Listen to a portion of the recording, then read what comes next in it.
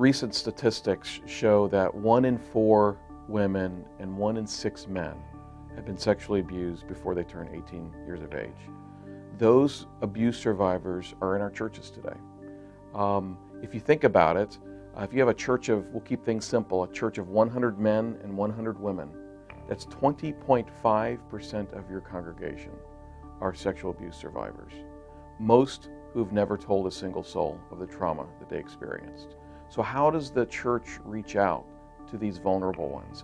How does the church reach out to the little ones in its midst who are targets of offenders, both inside and outside of the church?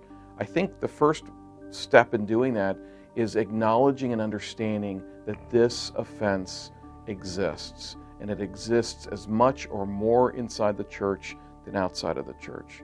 To understand that this offense is not just a crime, which is a very serious crime, but it's one that leaves a disastrous result, a lifetime of pain and horror for so many abuse survivors. The church, number one, could begin to understand that, and then to say, okay, we are beginning to understand it, but we need to learn more. So they need to learn from those who've been dealing with these issues on the front lines. Go and find the experts. Go and find those who have been the prosecutors, who've been the law enforcement investigators, who've been the psychologists, who understand this issue, and ask for help. Ask for help to learn about this. What can we do practically within our church? A, to protect the vulnerable, but B, how do we respond when a disclosure is made? How do we respond in a way that drives people into the arms of Jesus and not outside the church doors? At the end of the day, the gospel is all about a God who sacrificed himself in order to save the individual.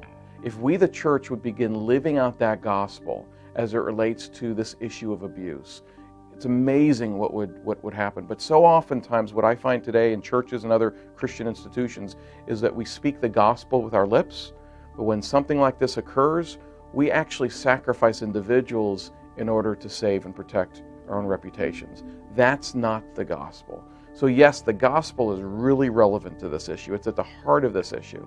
And my hope and prayer for the church is that it will begin to understand it. It'll begin to understand the prevalence of this, the destruction of this. At the end of the day, the abuse of children is, in my opinion, a tool used by Satan to destroy God's most vulnerable worshipers.